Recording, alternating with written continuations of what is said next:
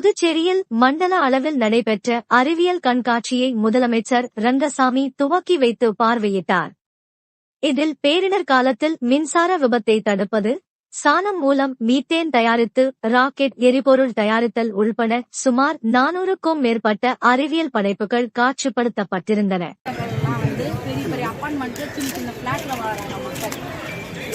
சின்ன இடத்துல நைட்ரேட் அமோனியான்ற பல அமிலங்கள் சொல்லுது. இந்த அமிலங்களை என்ன பண்றாங்க, மோட்டர் போட்டு பம்ப் பண்ணி ஒரு செடிகளுக்கு அனுப்புறாங்க. இதெல்லாம் ஃபோம்ல தான் சார் வரும். ஃபுல்லாக ஃபோம்ல மண் இல்லாமல் வளர செடிகள் இது தங்குன்னு சொல்றாங்க. அதனால் என்ன பண்றோம், ஒரு கோழி மாசத்துக்கு 30 முட்டை ரூபாய் சொல்றாங்க. இதே நான் பல மடங்கு மதிப்பு கூட்டிக்கிட்டு எனக்கு வீட்டே நான் ஆர்கானிக்காக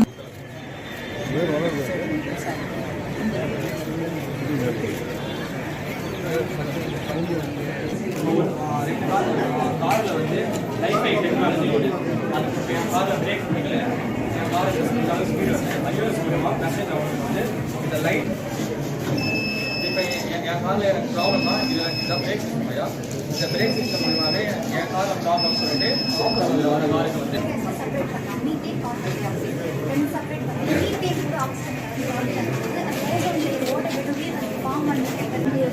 மாடு நிறைய இயற்கையாக எல்லாமே பண்ணுறேன். எனக்கு முன்னாடி எதிர்ப்பு இருக்காங்க.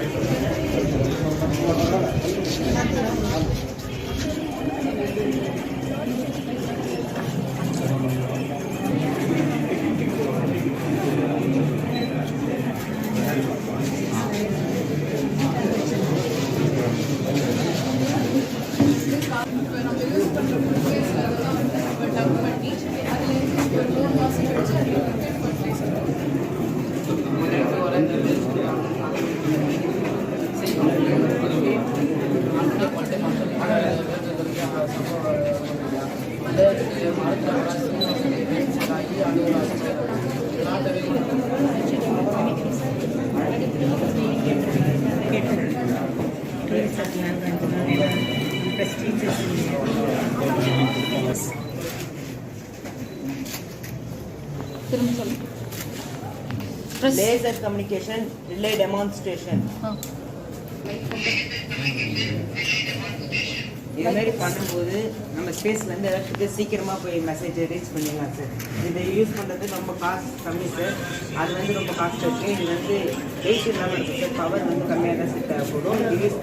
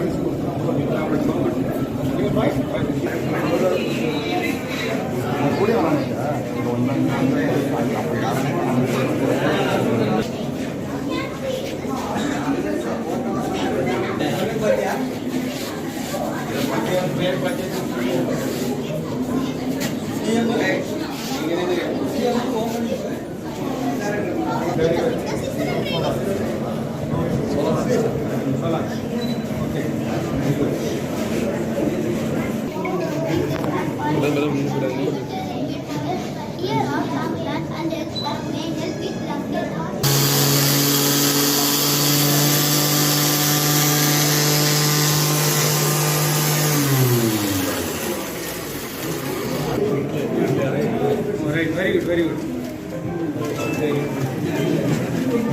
Mama,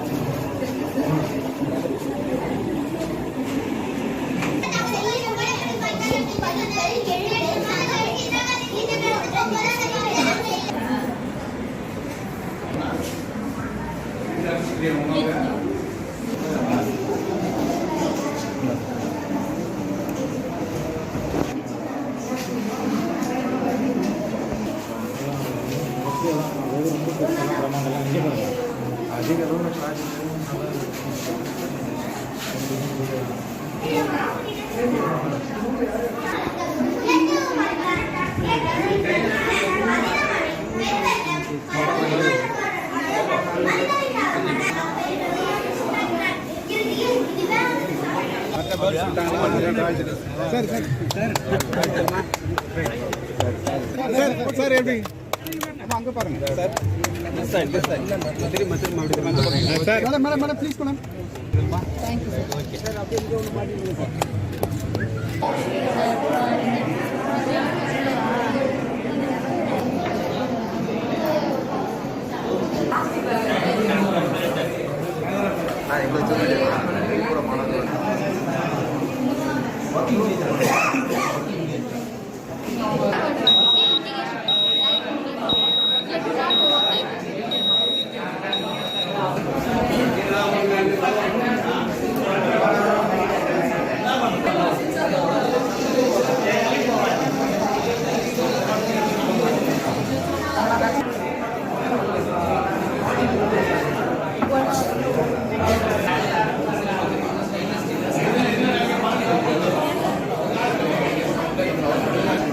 என்ன பாத்தியா ரெண்டு மெசேஜ் நான் கண்டுபிடிச்சிருக்கேன். நம்ம இந்தியாவுக்கு கூட அதர் கண்ட்ரீஸ்க்கு மெசேஜ் யூஸ் ஆப்ரேட் பண்ணுறதுக்காக இந்த வெசல் யூஸ் பண்ணுறோம்.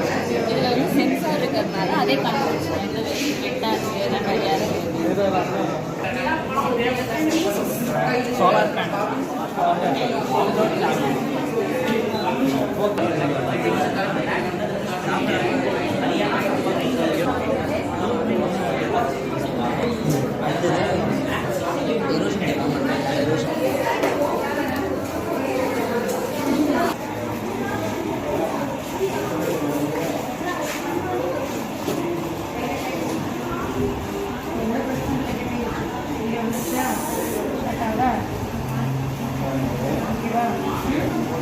இந்த கையில் ஸ்பெஷ் பண்ணி வச்சுருந்தேன். அந்த சென்சார்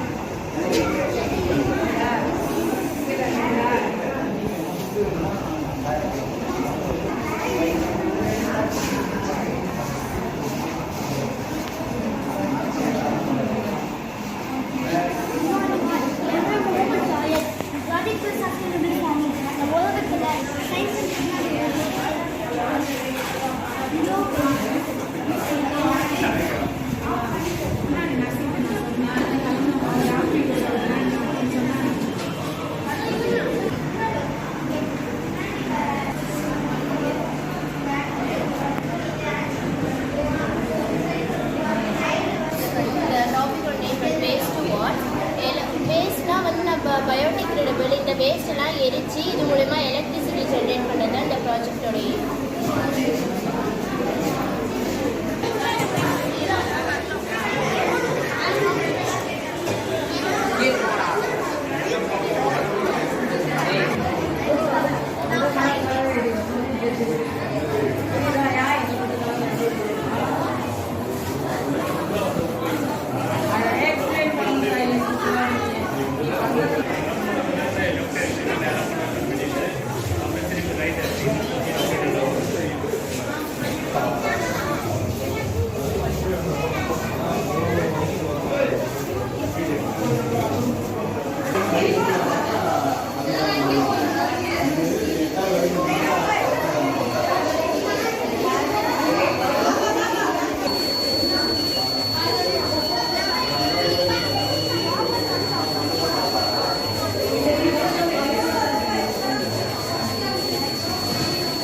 நம்ம நாட்டில் எந்த இயற்கை பேர் வந்தாலும் மக்களுக்கு முதல் ஞாபகம் வருது கரண்ட் கட் ஆகிடுமோ, கரண்ட் கட் ஆகி மக்களுக்கு பட்டு ஏதாவது அசம்பாவிதம் வந்துடுமோ, இந்த மாதிரி பிரச்சனை எல்லாம் தடுக்கிறதுக்காக ப்ராஜெக்ட் செஞ்சுக்கிறேன்.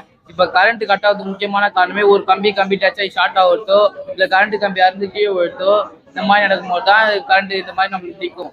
அதனால தான் இந்த ப்ராஜெக்ட் செஞ்சுக்கிறேன். இப்போ பார்த்தீங்கன்னா இப்போ கரண்ட் கீழே அறுந்து விழும்போது நம்ம இது ப்ராஜெக்ட் வந்து தானே ஆஃப் ஆகிடும். கரண்ட் ஃபுல்லாகவே நம்ம இபி சர்வீஸ் வந்து சரி பண்ண பிறகு நம்ம திரும்பி ரீஸ்டார்ட் பண்ணிக்கலாம். அதே மாதிரி லைன் டு கிரவுண்ட் ஃபால்னா கீழே அறுந்து உடனே மக்கள் மேலே பட்டு அடுத்த செகண்டே நம்மளுக்கு கரண்ட் ஸ்டாப் ஆகிடும். அதே மாதிரி ஒரு உரசும் போது ஸ்டாப் ஆகிடும்.